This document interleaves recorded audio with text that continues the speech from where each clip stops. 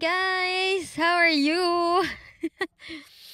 Hay nako, anong episode na ba tayo? Anyway, hi! Welcome to another episode of Everything in Between podcast, where we talk about not just the big moments,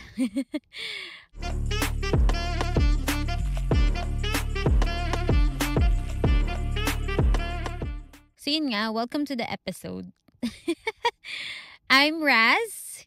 And I'm happy that you're here. Thank you sa mga friends ko na nag-feedback na or nagsasabi sa akin na nakikinig sila ng podcast.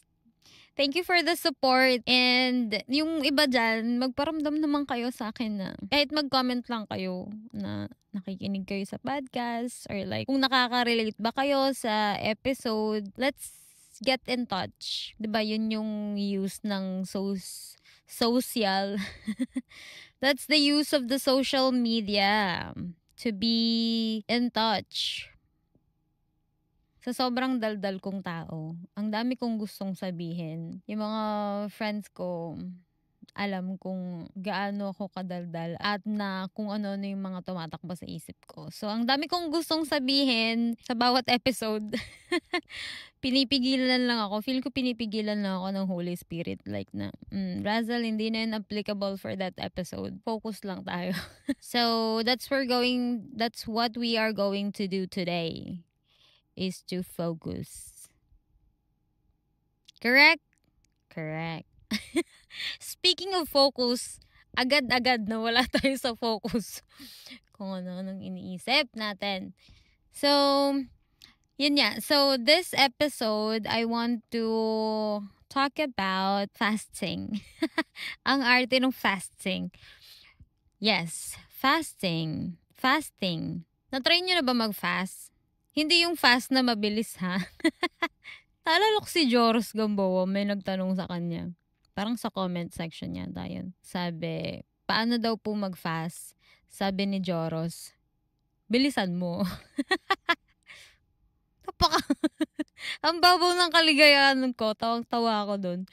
Anyway, so fast, yung mga gumagawa nun sa Bible, they don't intake food and they spend their time praying to God. Yun. Usually yung mga nagfa-fast is because meron silang nare-request kay Lord. I forgot kung sinong character. Yung nag-fast because nanghihingi siya ng rain. Ganon. Ako, I recently fasted. So, I've mentioned na I've been a Christian for many years. Pero hindi ko pa nagawa yung fast ng wala talagang food. Sa Lighthouse, we do fasting every year. Usually, pagpasok ng taon kasi for directions, guidance, basically guidance for the new year. So yun nga, I fasted before, pero hindi siya without food talaga. Ang food ko is fruits lang. And so yun nga, diba, usually ang mga nagfa-fast is meron silang may purpose sila kung ba't sila nag-fast. Ako nung time na yun, like, wala akong purpose kung ba't ako nag-fast with fruits. Feeling ko para pumayat lang. Pero yun, wala akong purpose, wala akong reason kung ba't magfa-fast. Nag-follow lang ako dun sa church. Pero yun nga, hindi pa ako nag-fast talaga ng without food.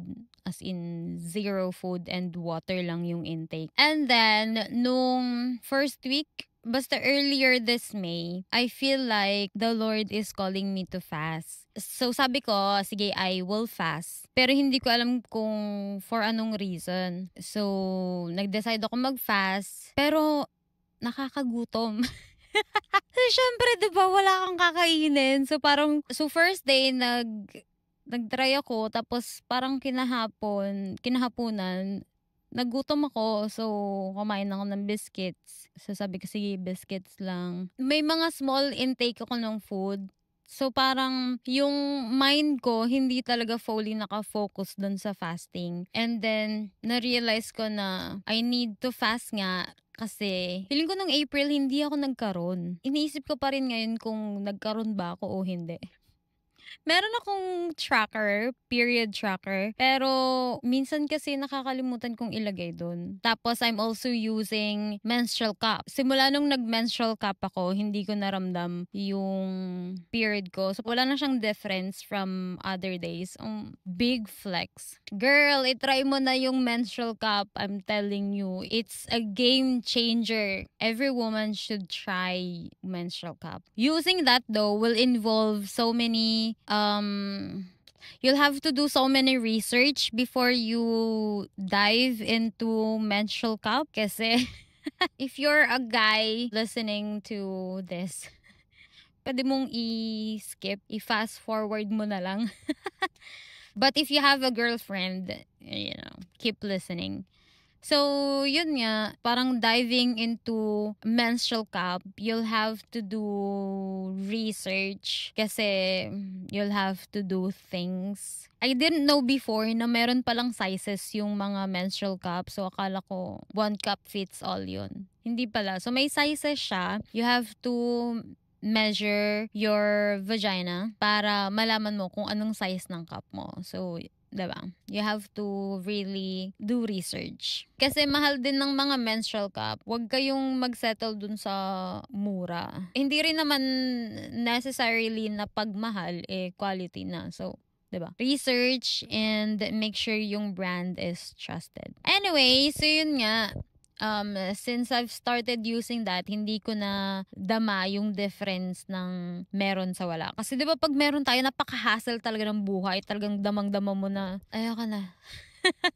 Kailan ba matatapos to? Like, inaabangan mo, I'm not sure, baka ako lang yun. Pero yung inaabangan mo kung kailan matatapos yung period mo. So, yun nga. So, I feel like I need to fast because ayoko na kasi magka-baby pa ulit. So, we are one and done. So, ayaw na namin magka-baby. And alam naman natin, hindi naman 100% yung mga contraceptive, diba?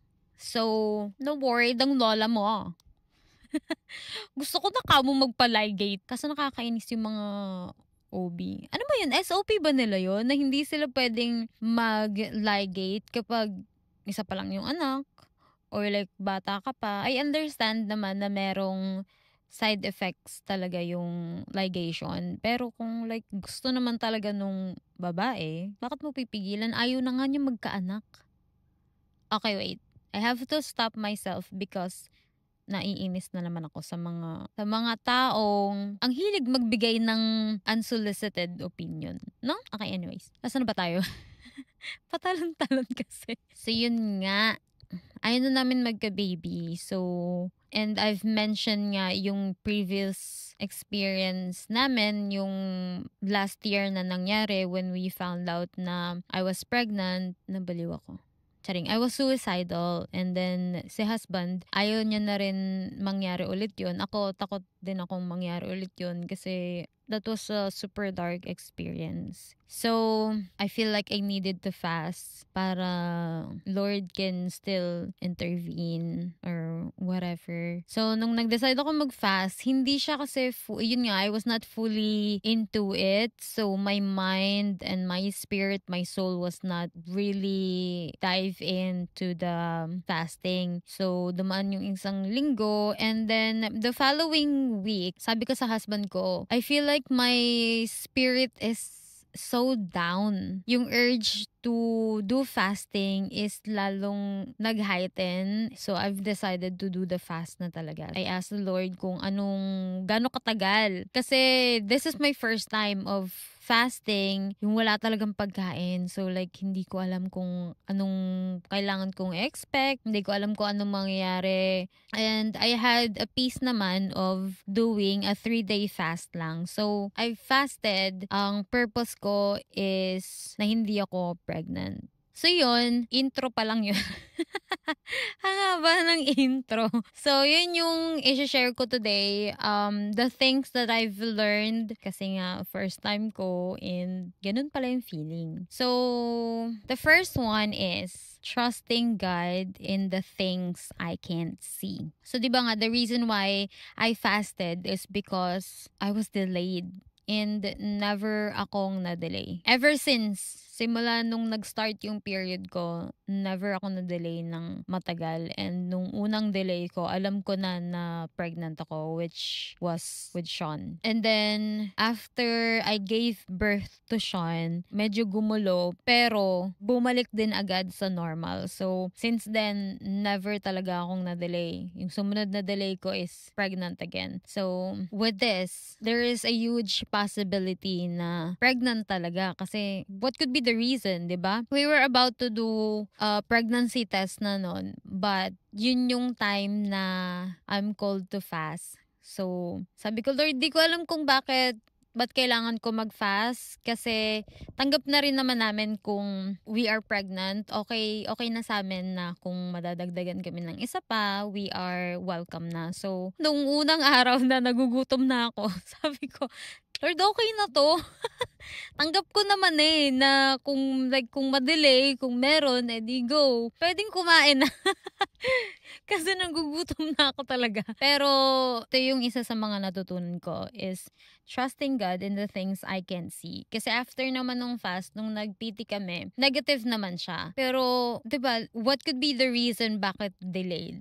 And I don't know the exact reason. It could be, I'm just thinking, kami ng husband ko, inisip namin na, baka nagkaroon. Tapos, because we followed the Lord, we did the fast, maybe He answered our prayers. And kasi, hindi namin alam kung anong nangyari, bakit na-delay. Kasi hindi namin makikita yung inside ko ano nangyari sa loob, diba? Pero, because we trusted God, kahit na hindi namin alam kung anong nangyayari, He still answered our prayers, diba? Naalala ko yung nag-enroll ako to finish my college degree kasi super late na ako noon, but the Lord says, yung gawin mo, ganito, ganyan. And hindi ko alam kung anong magiging outcome noon. And nagkaroon pa ng delay yun. So parang, oh Lord, ano na? But we have to put our trust in the Lord kahit na hindi natin alam kung ano yung magiging outcome nun. Kahit hindi natin alam kung ano yung magiging result nung obedience na yun, diba? But the fact na you obeyed, there's definitely a great result with your obedience. Yung pangalawa is exercising, saying no to my flesh. Kasi yun nga, malamang, nakakagutom talaga mag-fast kasi hindi ka kumakain. Pero grabe nakakanginig siya. Kasi yung gagawin mo dapat is, yung meal time mo, gagawin mong prayer time. So, habang kumakain sila Sean nun, ako nasa kwarto, nag-pray, nagbabasa ng Bible. And habang nangyayari, kumukulo yung tiyan ko. So, I had to say no. I had to remind myself ng ilang beses yung verse na I don't live by bread alone. And na-realize ko na sana dati ko pa ginawa to. If I would have fasted before, syempre malalaman ko na yung, or may exercise ko na yung saying no sa flesh ko. And ang daming kasalanan ng flesh ko. Maraming kasalanan ang sana na-prevent ko kung nag-fast na ako before. And yung sinasabi na you have to exercise delayed gratification, I believe the only time that you will be able to exercise or you'll be able to do effortlessly yung delayed gratification is if marunong ka mag-fast. Kasi dun pa lang yung pagsasabi mo ng no sa flesh mo for food, kasi nahihirapan talaga ako dyan sa delayed gratification na yan. Kasi yun nga, unang-una, hindi ako sanay mag-fast. So, mas sanay ako na kapag nagugutom ako, I would find ways kung anong pwedeng kainin, kung paano mawala yung gutom, ganun. And then, yung third is, little compromise is still a disobedience. I've realized this nung second day na yata. Nung second day, siguro nung first day, mga 5 out of 10 yung gutom ko. Nung second day, mga 8 out of 10 yung gutom ko. Kasi nung third day, 10 out of 10 na yung gutom ko. Nanginginig na ako. So, nung second day, sabi ko kay Lord, kahit soup lang naman nagugutom na ako talaga. Gusto ko umiyak nun. Like, iyak na ako nun kasi, why am I doing this to myself? Tapos ilang beses ko inulit kay Lord na, Lord, tanggap ko naman kung magkakaroon kami ng second baby, okay lang, okay na sa amin. Like, kakayanin namin kasi nandiyan ka naman. Pero, no. Tapos yun nga, the Holy Spirit made me realize na, no, little compromise is still a disobedience. While I was thinking of an example, naalala ko lang yung instruction ni Lord kung paano gumawa ng temple. Kung paano dapat gagawin ng mga tao yung temple. Mababasa nyo sa Bible, napaka-specific ng instruction, yung mga materials na gagamitin, yung sukat, very specific. 'Di ba? What if inisip nila na, eto na lang. Kasi like, for whatever reason, pwedeng para makatipid, it would affect the whole thing. And naalala ko lang, 'di ba yung sa Final Destination, sino yung mga nakapanood ng Final Destination? What I've realized dun sa palabas na yun is little things can have a big impact. So, if the Lord told you to do this, huwag na tayong makipaghagel sa Kanya. Kasi like, kahit na maliit na compromise lang yan, it will greatly impact yung result ng pinapagawa niya sa'yo. If the Lord called you to stay in purity before marriage, then you will have to do everything in your power to stay that way. Kasi little compromise can pile up and one thing leads to another. If the Lord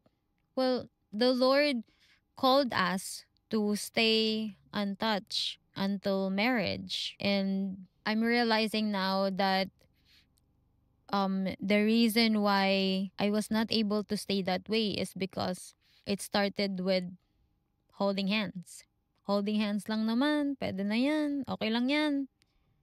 But holding hands led to hugs. Hugs led to kiss in the cheeks. Cheeks lang naman yan, okay lang yan. But kiss on the cheeks led to kiss on the lips. And alam nyo na kung saan papunta. 'Di ba? So, the small things can have a big impact on the things that the Lord wants you to do. Small things can pile up and ruin the sign of God. Which I believe yun yung nangyari sa akin. Kasi little compromise. Like, maliit lang na bagay yan, pwede pa akong bumalik. Pwede ko pang tanggalin. Pero little did we know, ang hirap ng tanggalin, ang hirap ng bumalik. So, wag tayo magpadala sa little compromise. Kasi it's still a disobedience. And yung pang-apat, I think dito ka na tatapusin, no? Kasi, kasi tinatawag na ako ni Sean.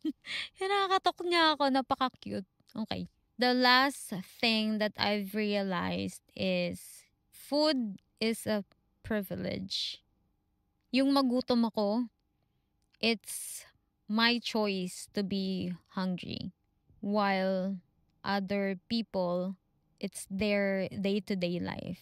And we take advantage of things without us knowing na it's a privilege why you have that thing. It's a privilege for you to experience that. While others, wala silang choice kundi pagdaanan nila yung bagay na yun. Having food is a privilege. Nung na-realize ko yun, thank you Lord ako. But at the same time, naawa ko dun sa mga taong walang choice kundi magutom. So, let's not take advantage of the things that we have. Kasi other people is looking into you and wishes and praying na sana they have the things that you have. And let us not be insecure of the things that we don't have. Kasi yun nga, merong mga tao na tinitingnan ka nila and they are praying na sana meron sila niyan. Ayun, wag na tayong lumayo. Sa food nga, merong ibang tao na hindi nila alam yung term na cravings. Kasi Wala silang cravings. Meron sila gutom. Gutom sila. So, wag kang mainggit kung yung cravings mo ay nakakain ng iba. Because the fact na meron kang pagkain is already a blessing. And you are already blessed by just knowing yung word na cravings. So yun, let's be grateful of the things that we have because other people is looking up to you and wishing na they have what you have. And so yun, I encourage everyone to do fasting. Ang alam ko merong